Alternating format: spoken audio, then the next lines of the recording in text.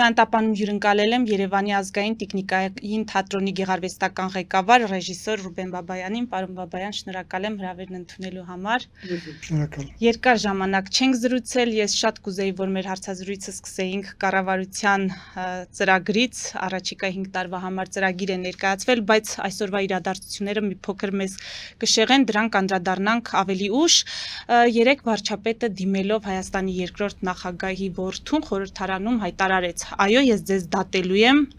դատում եմ եւ դատելու եմ եւ պատրաստ եմ նույն դատով դատվել, իսկ այսօր արդեն մենք տեղեկացանք մամուլից, որ Ռոբերտ Քոչարյանը, նրա ավագ որդին ձերբակալվել են եւ ամբողջ խնդիրը այս 8 տարիների ընթացքում, ինչպես արդեն գիտեք, նրա ունեցվածքն է, ունեցվածքի ծագումնաբանությունն է։ Ես ուզում եմ փորձենք հասկանալ Փաշինյանի հայտարարությունը ինչի մասին է,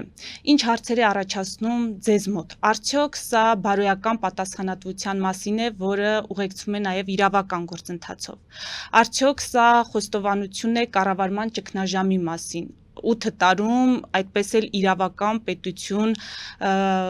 կառուցելու անկարողության մասին, ինչ դիտարկումներ կանեք, մենք ինչի ենք ականատես լինում։ Վերանում եմ ասել շատ կոնկրետ,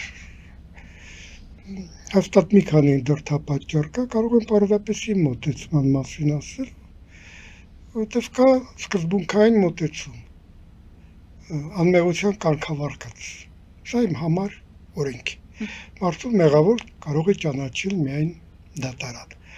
առավել ևս այն մեղադրանքները, որոնք ներկայացված են, իսկ դրանք հիմնականում կապված են կոռուպցիայի հետ, բարի, ինչքանով լավ կաշխատեն խորը կաշխատեն քննչական մարմինները, ինչքանով անաչառ կլինի դատարանը, այդքանով մեծանում են շանսերը, որ մենք իմանանք իրականություն ամբողջովին, կամ գոնե իրականության մեծ մասը։ Բայց կա մի բան, որը իմ համար չի պահանջում դատարանի որոշում, անկեղծ ասած։ Սա Հայաստանի ինքնիշխանության վաճառքն է, որը տեղի ունեցել մեր անկախության տարիներին։ Սա երևի ոչ համապատասխան քրեական հոդված կա, ոչ երևի հնարավոր է համապատասխան միջոցներով ապացուցել, բայց փաստը մնում է փաստ։ Մենք առ այսօր դեռ ունենք Հայաստան, որը այդքան էլ ինքնիշխան չէ։ Նոր է փորձում դառնալ ինքնիշխան եւ տեսնում ենք ինչ դժվար ճանապարհ ենք անցնում։ Ինչպես է դա ընկալվում, այսպես ասած դասական մեր ուրեմն ընկերոջ կողմից, հա։ Ես կարծում եմ, որ այդ կոռուպցիան, այդ կաշառակերությունը, դրանք երևույթներ են, որոնք տարածված են նույնիսկ ամենազարգացած երկրներում եւ խնդիրը ոչ թե չունենալն է, որտեղ դրանք լինում են ամենտեղ, այլ ժամանակին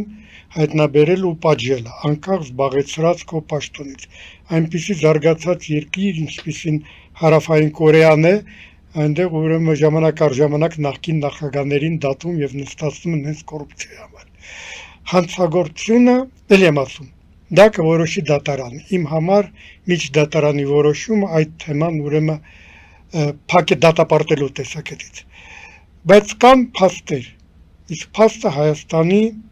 ինքնիշխանությունը վաճառքի հանելն է։ Եվ տնտեսական առումով, եւ քաղաքական առումով, եւ բարոյական առումով եւս։ Եվ այսա կարծում եմ այն ահավոր հանցագործությունն է, որը կատարվել է մեր երկրի հանդեպ, եւ այստեղ ես չէի կենտրոնանա միայն մեկ անձի վրա։ Ցավոք սրտի դա շղթայական է եղել եւ այդքան, ինչպես ասեմ, նայեք, այդ փաստը նույնիսկ ավելի քիչ դիմադրության է հանդիպել հանրության կողմից, քան ասենք թե կոռուպցիան։ Եվ միգուցե դրանից է, որ հիմնական շեշտադրումը արվում է կոռուպցիայի վրա, այդ ունեցվածքի վրա, այդ միլիոնների վրա, եւ շատ քիչ է խոսվում այն ահավոր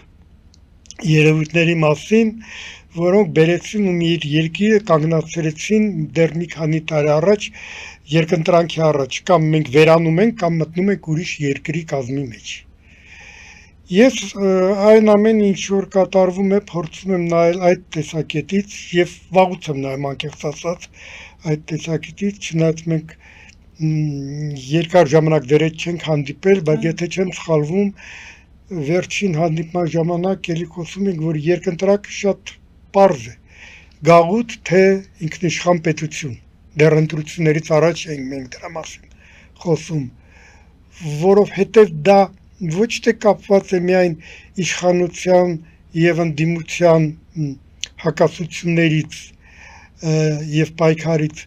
այլ ավելի շատ մեր մտածողությունից։ Մենք ինչպիսի ներկա եւ ապագա ենք տեսնում մեր հանրության համար, ինչպիսի արժեքներով ենք ապրում, այն արժեքներով, որոնք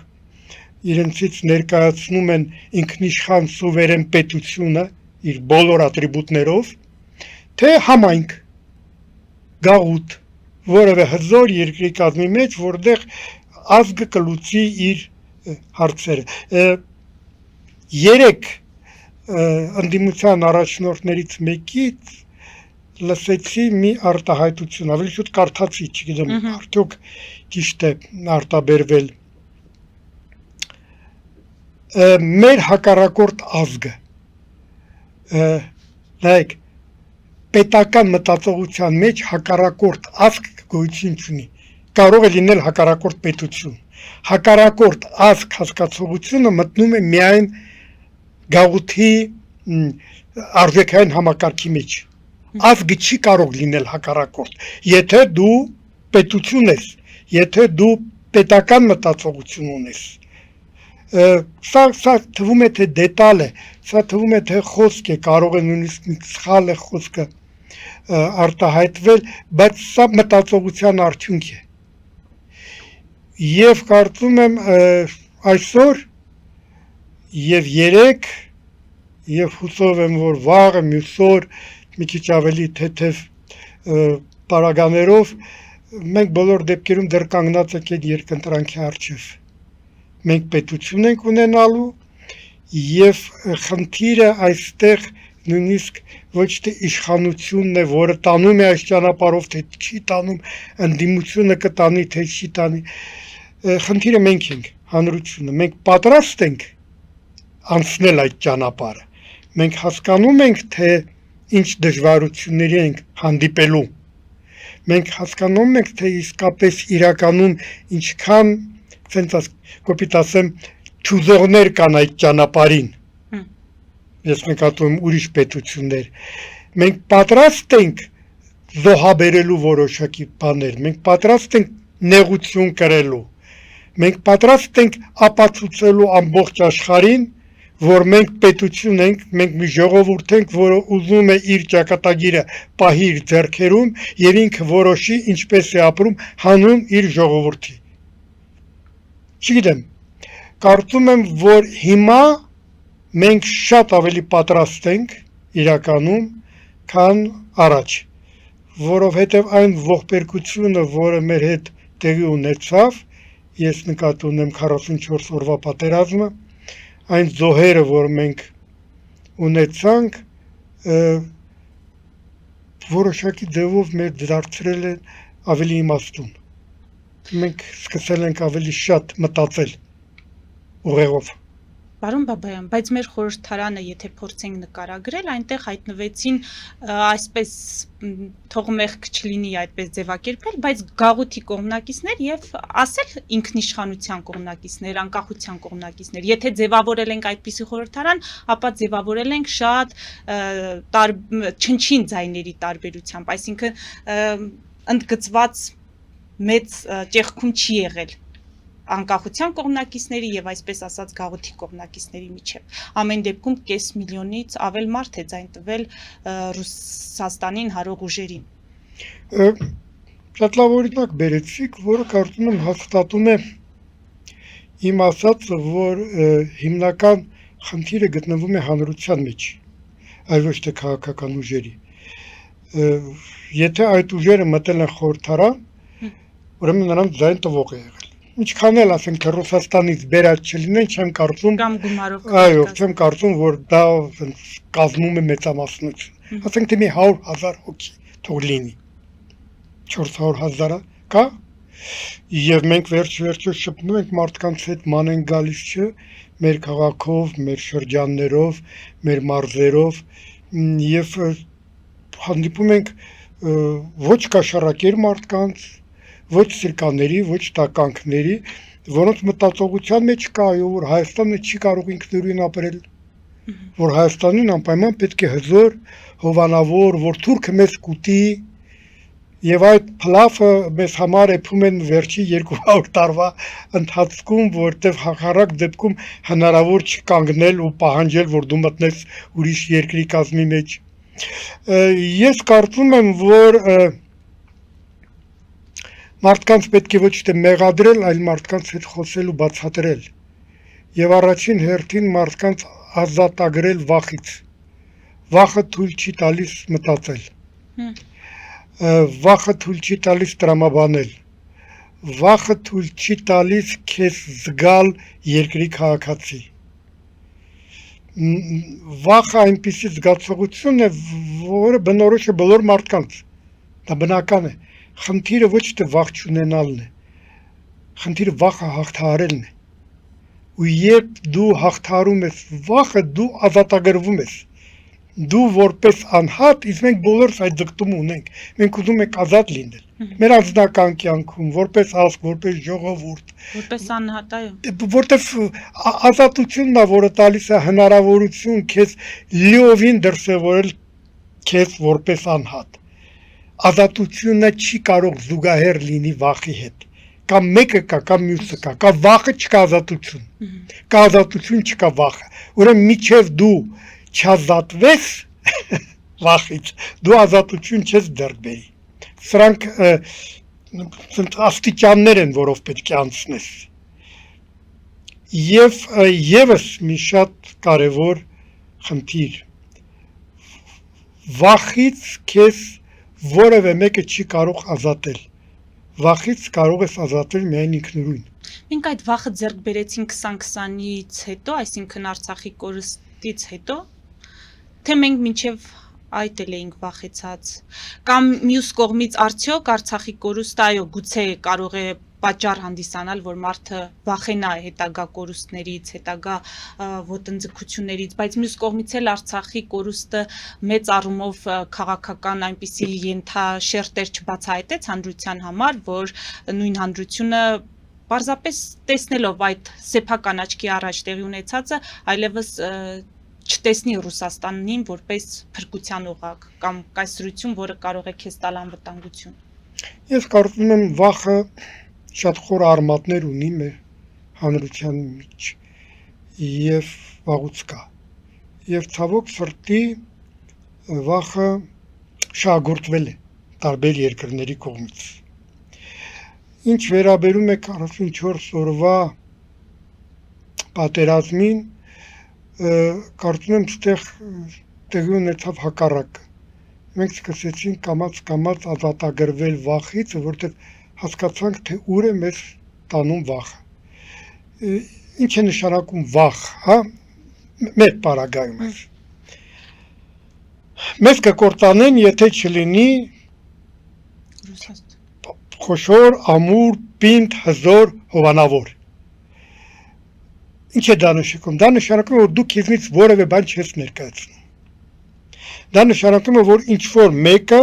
լինի դա երկիր, լինի դա ազգ, ունի ծրագիր քեզ ոչնչացնելու։ Ունենք մենք նման ծրագիր ուրիշի հանդեպ, չունենք։ Բայց մեզ հանդեպ ունեն։ Բայց մենք ասում ենք, որ մեր հանդեպ ունեն։ Մեզ սովորացրել են, որ մեր հանդեպ ունեն, Բայց դուք բացառում եք, որ մեր հանդեպ ունեն նման ծրագրեր։ Ազգովի ոչ ոք ոչ մեկի հանդեպ նման բան չունի։ Չեմ կարծում։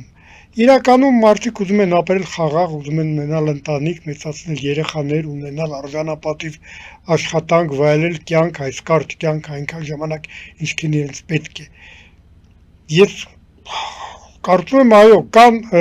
հիվանդ մտածողության տեր մարդիկ, որոնք հաճույք են ստանում ուրիշին սպանելուց, բայց կարծել, որ մի ամբողջ ազգ կամ ազգեր տառապում են նման սինդրոմով, չէ, թույլ տվեք չհամաձայնվել։ Բայց կարելի է քեզ վախեցնել, ասել, որ այո, ուրիշ ունի նման ցանկություն, առավել եւս որ պատմությունը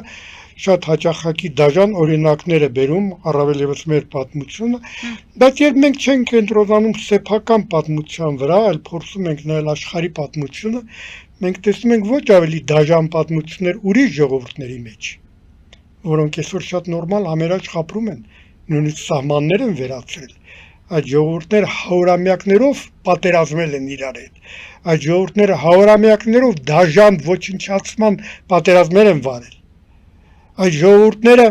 ժողովուրդների քարոզը եղել է, որ դիմացինը ազգ չի,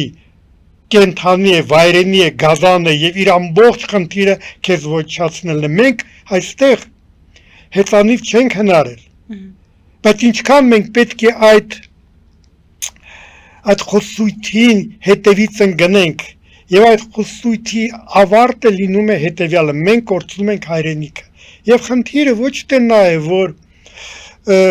այս հայրենիքը կարող է մտնել ուրիշ երկրի կազմի մեջ։ Խնդիրը նա է, որ երբ մենք ներշնչում ենք նման վախի տրամաբանություն, մարդիկ հեռանում են այս երկրից։ Մարդիկ փրկում են իրենց երեխաներին։ Մարդիկ իրենք են ուզում ապրեն, ստեղծագործեն եւ ուզում են լինել նորմալ պայմաններում։ Երբ մենք ասում ենք, որ քո շրջապատում մոտորապես, չգիտեմ, 60 թե 70 միլիոնանոց ժողովուրդ ունի մի նպատակ քեզ ոչնչացնելու,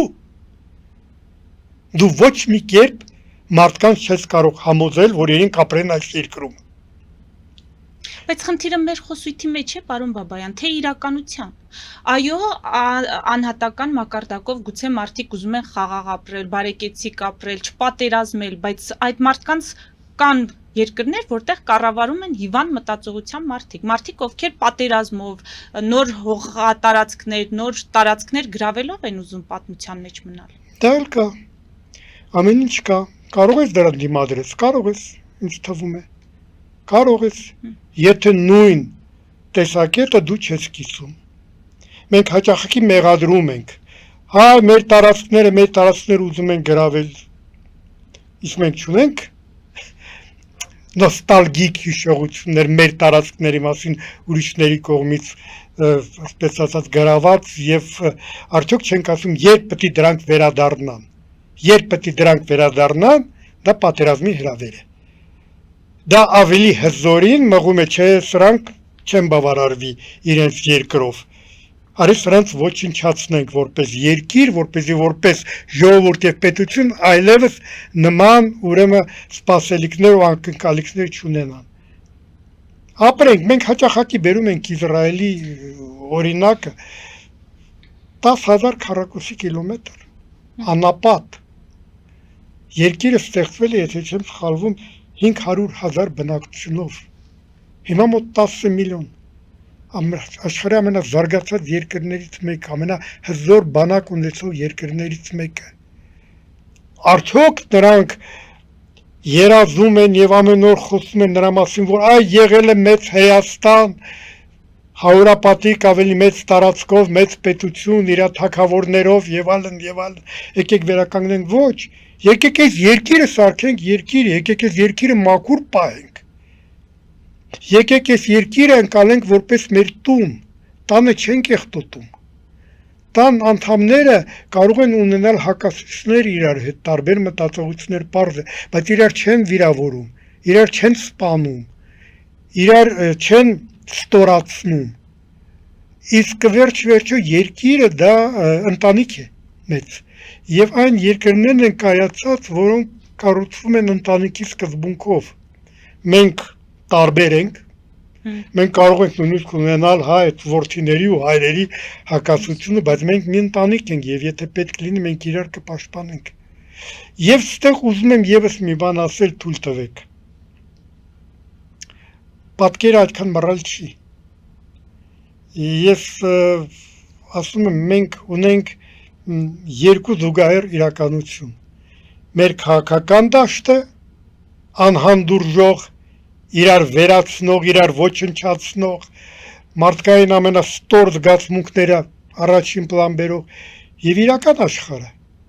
իրական մեր հանրությունը, մեր ժողովուրդը։ Ես բազմաթիվ մշտապես տարբեր երկրներից հյուրեր եմ ունենում, մարդիկ զարմանում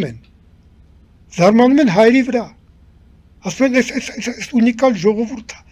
ավելի հյուրասեր, ավելի բարի, ավելի կարևոր բարոյական հատկանիշներ ունեցող, կնոջ հանդեպ, երեխաների հանդեպ, մեծերի հանդեպ, սեփական երկրի հանդեպ, շատ լավ է, որ մենք տեսնում ենք թերությունները, որոնք միշտ կան եւ որոնք պետք է հաղթահարել, բայց եկեք անկեղծ խոսենք, մենք շատ ավելի լավն ենք, քան այն պատկերը, որը մենք տեսնում ենք ազգային ժողովում։ Մենք այդպիսին չենք, հանրությունը կուսակցականացված չէ, ինչքան էլ չփորձեն ներկայացնել, որ անհանդուրժող են, զոմբի են, են, թե մարդիկ նորմալ շփվում են իրար հետ։ Բանակում մենք ինչ ունենք այդ ցավալի դեպքերը։ Կարծում եմ շատ կարևոր թեմա է։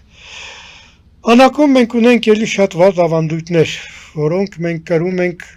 եւ մեր հանրությունից եւ ցավոք սրտի այն սովետական բանակի ավանդույթներից, որոնք եղել են, որոնք են դրանք առաջին հերթին։ Մարդու կյանքը արժեք չունի, մարդու արժանապատվությունը արժեք չունի։ Եվ սա կարծում եմ ամբողջ հանրության խնդիրն է։ Սա գիտեք ոչ միայն բանակի, ոչ միայն իշխանության կամ ընդդիմության կամ կոնկրետ պաշտպանության նախարարի, այն ինչ որ կատարվում է բանակում, դա մտածողության եւ արժեքների արդյունք է։ Եվ կարծում եմ յուրաքանչյուրս անելու գործ ունենք։ Ես ինքս պատրաստ եմ անել եւ արել եմ ժամանակին 4 տարի թե 5 տարի ես եղել եմ պաշտպանության նախարարության հասարակական խորհրդի անդամ եւ մենք գնացել ենք Ձորամասերում հանդիպել ենք զինվորների հետ խոսել ենք։ Կարծում եմ դրա կարիքը հիմա էլ կա եւ ոչ միայն շարքային զինվորների հետ խոսելու, այլ նաեւ սպայական կազմի, որտեվ սպայական կազմից շատ բան է կախված։ Այդ արժեքները, որ քո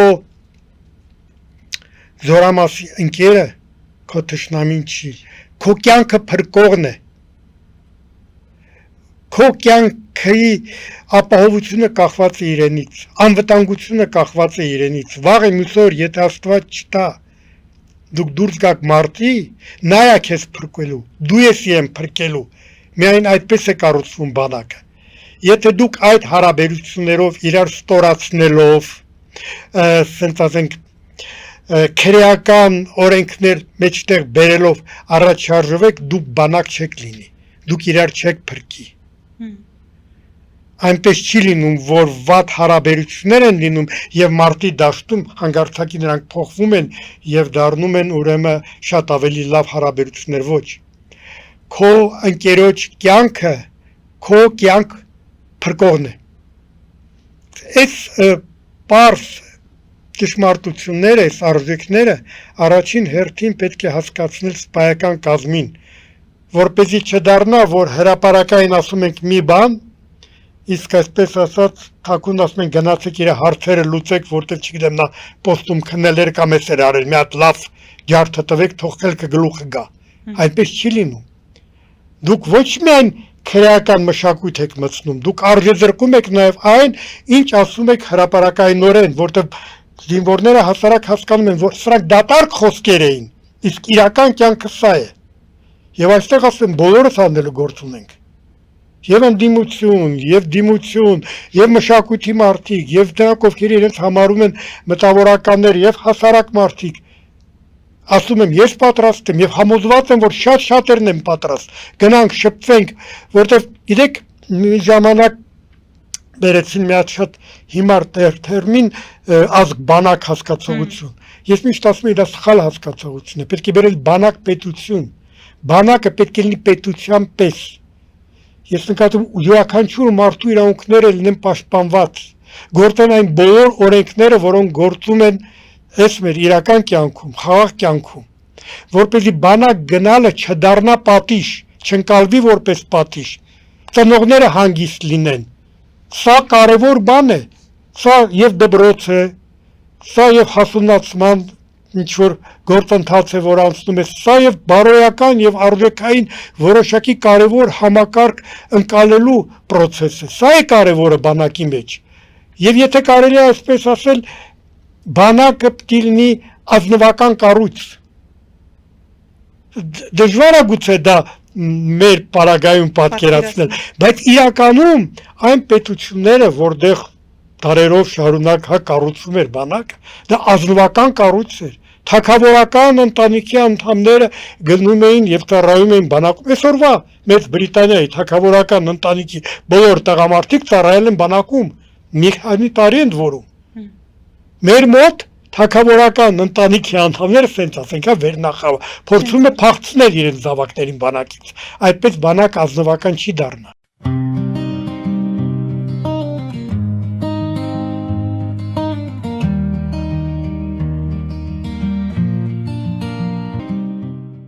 Ֆելիչե ժամանակակից ատամնաբուժական կլինիկա։ Այստեղ հարմարավետությունն ու խնամքն առաջնային են։ Այստեղ կիրառվում են ատամնաբուժական ամենաժամանակակից տեխնոլոգիաներ, ճշգրիտ ախտորոշում, արդյունավետ բուժում, նուրբ փորձառություն եւ անհատական մոտեցում։ Սկսած սովորական մանրուքներից մինչև առաջադեմ ընթացակարգեր, այստեղ դուք գտնվում եք բարձր որակավորում ունեցող եւ փորձառու ատամնաբուժական մասնագետների ձեռքերում։ Մեր բարեկամական եւ հյուրընկալ անձնակազմն այստեղ է յուրաքանչյուր այցը հաճելի դարձնելու համար։ Ֆելիչե, ձեր առողջ եւ ամենաերջանիկ շպիտը սկսվում է այստեղից։ Եկեք եւ բացահայտեք նորարարության փորձագիտության եւ կարեկցանքի կատարյալ համադրությունը։ Երևան Փոստը Գրանադա Հյուզում տեղեկացնում է։ Դրամական փոխանցումներ 1%-ով։ Օդանավով 1 պաունդը 2.99։ Նավով ուղարկեք 1 արկղ, երկրորդ արկղը անվճար։ Ավտոմեքենաների փոխադրում անհավատալի արժեքներով։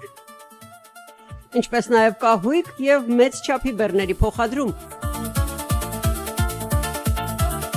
Ոճը թանկ պիտակից չի սկսվում, այն սկսվում է ճիշտ ընտրությունից։ Jackpot Clothing Store, հագուստ տղամարդկանց, կանանց եւ երեխաների համար, առօրյա դասական հարմարավետ ու նորաձև ընտրություն, ամբողջ ընտանիքի համար, մի խանութ, տարբեր սերունդներ, հարյուրավոր ընտրություն։ Խանութում ներկայացված են նաև հանրահայտ Gava ֆիրմայի հագուստներն ու կոշիկները։ 1135 North Pacific Avenue, Jackpot Clothing Store, երբ լավ գնումը իսկապես jackpot է։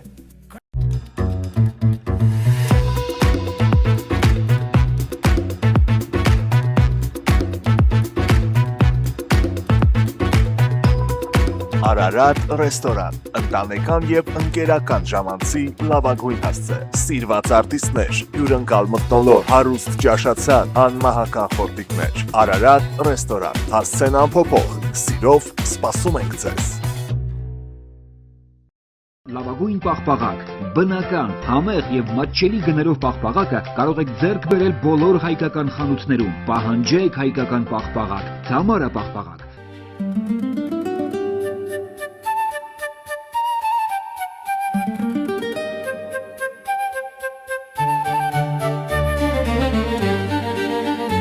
Նոյան տապան տպարան, Նոյան տապան հրատարակչություն, շարվածքից մինչև տպագրում, զանգահարեք, գրեք, այցելեք, միասին պատրաստենք ձեր գիրքը, ամսագիրը կամ թերթը, որտեղ նշվելու է, տպագրված է Նոյան տապանում։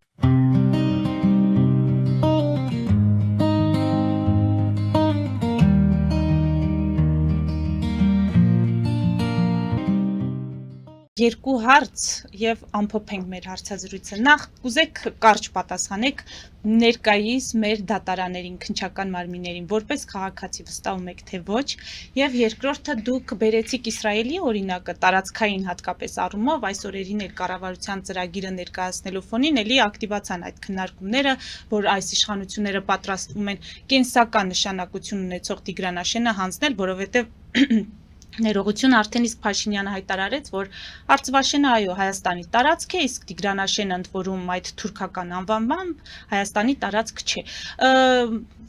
Տիգրանաշենի հատկապես առումով, այսինքն դուք պատկերացնում եք Հայաստանը առանց Տիգրանաշենի, սահմանները, մեր պետության սահմանները առանց Տիգրանաշենի։ Մենք ինչպիսի պետություն ենք լինելու։ Շատ բան կարելի է չպատկերացնել։ Ես չէի պատկերացնում Արցախի ավարտը այդ ձևի։ Ուրեմն խնդիրը ոչ թե պատկերացնել, չպատկերացնելու մեջ է, խնդիրը ոչ թե ուրեմն գլուխը պատին խփել, ու այս ինչ եղավ, ու ինչպես կործանվեցինք եւ այլ։ Կարծում եմ, այստեղ մի շատ կարևոր խնդիր կա։ Մի քիչ դիվանագիտական։ Մենք սովոր ենք մեր հակառակորդին հզորացնել։ Փորձեմ ասել, մենք ասում ենք, այս տարբերակը ահավոր է։ Մենք կործանվենք, եթե այս տարբերակը լինի։ Շատ բարի։ Ահա հայերը վախենում են այդ տարբերակից։ Ուրեմն ես սխմեմ սրա վրա։ Շատ տրամաբանական է, եթե նույն տարբերակը մենք ունենենք, նույն ձևով էլ մենք կվարվենք։ Այսօրվա օրով կա քարտեզ։ Այո, քարտեզում այդպես է։ Բայց կա նաև մենք դեռ դրան չենք հասել։ Կան բազմաթիվ լուծումներ կապված եւ տարածքների փոփոխության մեջ եւ նաեւ ընդհանուր գիծը գուցե փոխելու մեջ ճանապարհը տալու գուցե մի ուրիշ տեղից ինչ որ բան փոխելու ժամանակին Թուրքիան որպեսզի ունենա Նախճեվանի հետ սահման ընդհանուր կատարեց Իրանի հետ տարածքի փոփոխություն մոտ 10 անգամ ավելի տարածք տվեց մենակ թե ունենա ընդհանուր սահման ինչի էր դա պետք Թուրքիային որպեսզի ընդհանուր սահման ունենա իր եղբոր Ադրբեջանի հետ չուներ Թուրքիան այդ սահմանը եւ եթե դուք հիմա քարտեզն ունեք դուք կտեսնեք այդ կտրված տեղը ու կողքից ավելացած տեղը ուրեմն այս բաներն էլ կան այս փոփոխություններն էլ կան պետք չի տալ հնարավորություն քո հակառակորդին զգալ քո թույլ ցավոտ կողմերը դա վտանգավոր է Երբ հիմա ասում են, որ մենք հաճախակի Ալիևի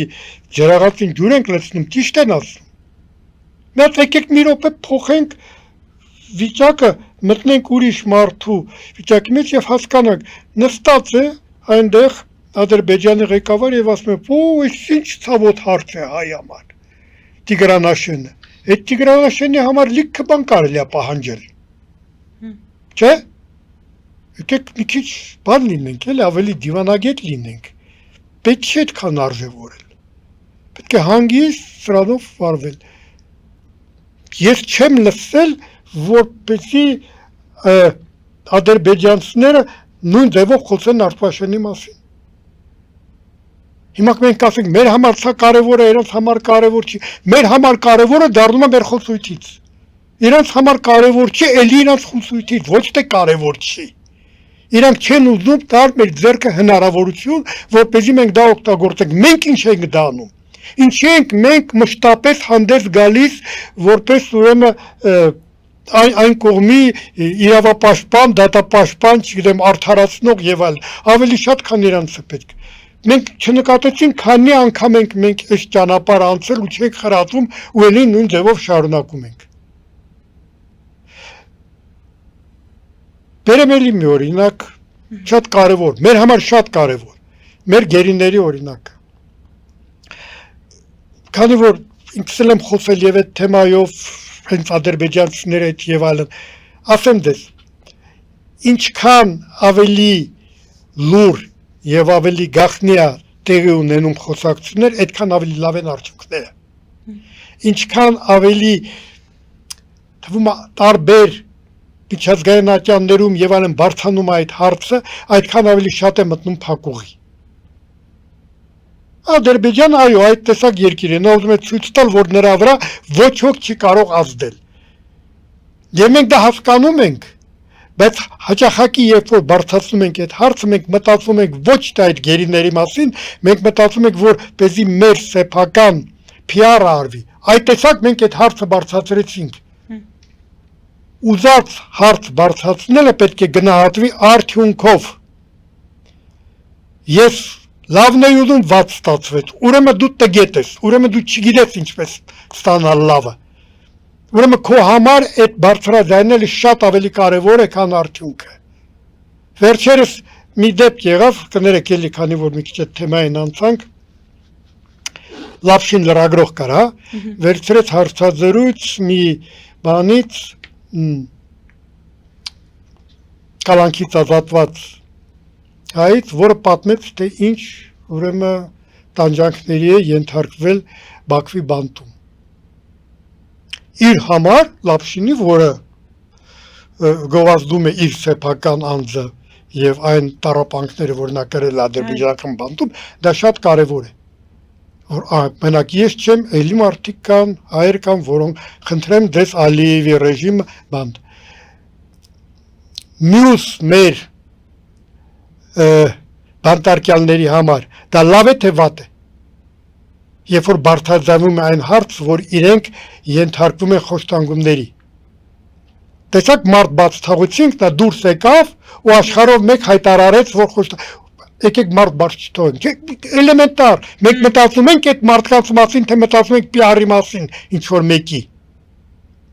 որը մեր հետ բացարձակապես կապ չունի։ Արդյունքը մենք մարդկանց մասին ենք մտածում, թե մտածում ենք պարզապես աղմուկ հանենք ասենք, եւ սա իմիջայլոց ցավոք սրտի կարծում եմ հին հիվանդություն է։ Մենք հաճախակի մարդկանց ենք այդպես ընկալում։ Բարձրաձայնեց հարցը, խոսեց սրա մասին, ոչինչ որ արդյունք չկար։ Բայց եթե չեմ սխալվում, Աստվածաշնչում է գրած, որ դժոխքի ճանապարհը կառուցված է բարի ցանկություններով, իսկ դրախտի ճանապարհը բարի գործերով։ Սրանք տարբեր բաներ են։ Դատարաններին վստահում եք թե ոչ։ Ես դժվարանում եմ ասել վստահում եմ թե ոչ, որտեվ կարծում եմ դատարանները ինչպես նաև ուզած կառույց եւ ուզած մարդիկ հաստատ կան դատավորներ, որոնց կարող ես վստահել, հաստատ կան, որոնց չես կարող վստահել, բայց խոսենք ինստիտուտի մասին։ Ինստիտուտը այլասերված էր, դա մենք գիտենք, ընդ որում դա անկախ Հայաստանի պատմության բացասական կողմերը չեն, սովետական միության ժամանակ էր այդպես, դատավորներին կաշառք եւ այլն, հաճախակի դատապաշտպանները պարզապես կատարում էին փոստատարի դերը, հա, գումար փոխանցելով եւ այլն։ Ինչպես առողջացնել։ Հիմա ինչ որ բաներ են քննարկում, ասում են նոր սահմանադրության մեջ եւ այլն, ես չգիտեմ, ավելի շատ մասնագետները պետք է խոսեն, գուցե ամերիկյան համակարգով, ոչ միայն ուրեմն տատենակալների, հա, երբյալ այլ նրանով, որ դատավորներին էլ ընտրի հանրությունը, որտեղ Միացյալ Նահանգներում դատավորները ընտրվում են։ Գուցե ուրիշ ինչ որ ճանապարհով, բայց այն, որ մեր դատական համակարգը չի վայելում համապատասխան վստահություն հանրության կողմից,